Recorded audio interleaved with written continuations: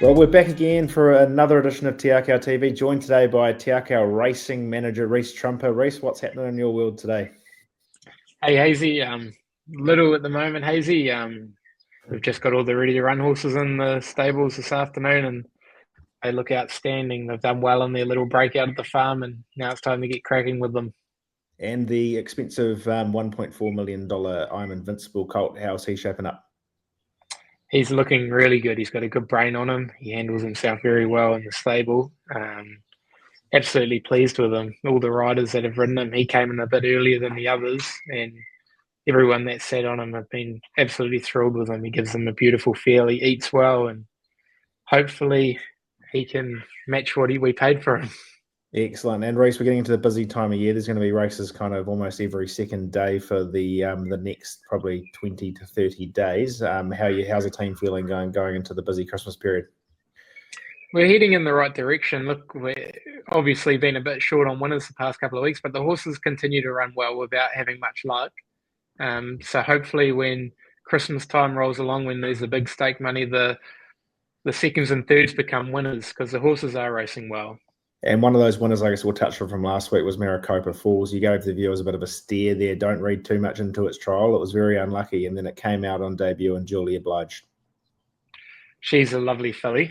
She was a great purchase by David at the Magic Millions June sale. She was quite a leggy, underdone sort of filly there. So she's improved immensely since arriving at Te Akau. I guess the Te Akau grass is absolutely it's priceless to have for them. They prove so much out there, and it was a great ride by Craig, and she's going to improve. She's going to be set now for the Group 2 Wakefield on the 21st, and that looks like a winnable race for her. Excellent. Well, let's roll into the races this week. So we're going to cover off Ellerslie there on Thursday, Tauranga Friday, and then the big Waikato Cup Day meeting at Te Rapa on Saturday. So kicking off in race number 3 there at Ellerslie, the Stella Artois 1200. It's for the maidens, and quite a nice looking daughter of Darcy Brahma and Santa Rally lines up in this race. Last start trial winner, draws barrier 8 with Warmu pin on board. She's a lovely mare, having her first start. Thanks to the owners, they've been very patient with her. She is a 4-year-old. She's had a few niggling issues along the way, but she's matured into a lovely mare now. The draw will just let her relax and find her feet. Won't pressure her too early in the race, but she should race well. And race number 4, the Entane NZB Pearl Series 1400. We've got Top Shelf in there, the well-bred daughter of Savabeel, draws barrier 6 with Warmu pin on board. She's a full sister to Brando. He really raced well at Ellerslie, so hopefully she can do much the same. But look, the 1400 metres is probably going to be a bit slick for her first up. She's a lovely filly that we have desires on, like the Oaks sort of races like that. So whatever she does do on Thursday, she's certainly going to improve off, but she is definitely an each-way chance. And race number 5 there, the Barfoot and Thompson 1400. 2 take their place, Crown Princess and Loverbell, another nice purchase or a nicely bred filly from Karaka a few years back. Crown Princess 1400 is probably going to be a bit sharp for her. She's going to get over ground pretty quick. But as long as she has a nice experience and is hitting the line strongly, we'll leave happily. Loverbell, she's an exciting filly. We have a lot of time for her. The owners have been very patient. She was ready to go as a 2-year-old, but we've just given her the time she's needed, and she's a big, scopy sort of mare. Obviously, the 1400 metres could be a bit sharp for her as well, but I do believe she's got the class, and hopefully she can get home in the finish. Excellent. Over to Tauranga on Friday. Just the 2 runners you're taking to Tauranga. Race number 4, the Duncan Dental Maiden 1200. We've got Shockabella, draws barrier 2 with Warmu pin on board. She's a lovely filly. Obviously, pedigree suggests the 1200 is going to be a bit slick for her, but as long as she relaxes and does everything right and hits the line strongly, we'll head forward with confidence. And race number 7, the Real Chartered Accountant 1400, running 65 benchmark. Inca Bell, 2 seconds on the same track. Can she go one better on Friday? She can. She's racing very well. Back to midweek, not Saturday classes. Obviously, a big drop in class also. OP on is going to be a massive advantage. She should race very well.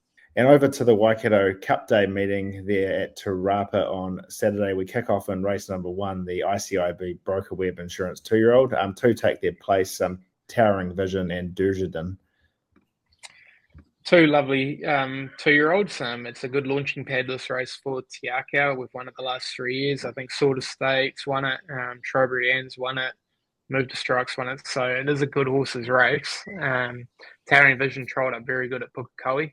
He's got a lovely action and lovely way about going. He's a good solid son of Circus Maximus. It'd be great for Rodney to get the sire off to a flyer with a good chance in the Crack a Million. He should race well with Opie up. His work's been good. Du Jardine, her trial at Taupo was excellent. I think she got beaten by a pretty smart type.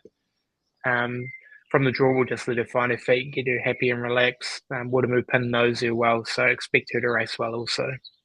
Race number 2, the Wentwood Grange 3-year-old, over 1,200 metres. Damask Rose. She's fresh up after running a very good race there in the Gold Trail Stakes for 3rd back in the spring. And Marikato, who was a bit disappointing with his spring campaign, seems to be back on board with a nice trial the other day. Damask Rose looks sensational. Her work's been good. Her trial's been good. Just given her the time that she's needed. She just lightened off a bit in the spring, so we were in no hurry with her. We've done the right thing by the horse. The Crack a Million 3-year-old obviously is her target, so the 1,200 metres was a bit short, and that's okay as long as she's running home strongly. Marikato, like you said, things just didn't go to plan for him in the spring. He got a bit crook, but he's come back in. He's lovely type of horse, and hopefully he can put his hand up and show some form like he had 12 months ago. Race number 3, the Dunstan Horse Speed Stayers Championship qualifier, rating 65 benchmark. Our Billy Millie B draws barrier 10 with Opie Boston on board. She's racing well. She just didn't have much luck last start, where no one's fault. Vinny gave her a lovely ride, but unfortunately at Rotorua, if you get held up for one stride, and you're near beat already, and that's what happened. But Opie should give her a peach, and hopefully if she is to go close to winning, we could head to the Dunstan final on New Year's Day. Or it could be Boxing Day. Race number 4 there, the Group 2 Kalazuzu Stakes, weight for age fillies and mares 1,600. Campionessa ran 4th there in the Levermill, then came out and ran kind of an unlucky 6th, but wasn't a bad effort fresh up there at Counties. Now finds herself at one of her favourite tracks in Te Rapa. She's going really well too. She had the line as good as anything the other day. Obviously, the mile at Te Rapa, she's explosive over. From that draw, she'll get a lovely soft run. Opie on, ticks a lot of boxes. Obviously, it's a very slick field, but I do think that she is definitely a top 3 chance. Excellent. And race number 6 there, the Group 3 J-Swap Sprint, open handicap, 1,400 metres. We've got Petrucci for Trelawney, unfortunately drawn wide in barrier 17. And What You Wish For draws barrier 13 with Wairemu Pin on board. Yeah, unfortunately, that's been the story of Petrucci's life with preparation. We haven't really been able to draw a gate whatsoever. She ran really well last start at Wanganui. Lily gave her a peach of a ride. 1,400 metres should suit her, but look, she's going to need an awful lot of luck from that draw. What You Wish For, he's come back really good this season. We give him a bit of a freshen up after his last win, so he's going in with fresh legs. 1,400 suits. Watermoo Pin with that lightweight is ideal. Expect him to race very well. And wrapping up the runners there on race number 9, the See You at the Te Rapa Tavern, 1,500. Francie on the quick backup there for Hanui Star. Didn't go to plan last start. Obviously has pulled up well going into Saturday to run again in quick succession.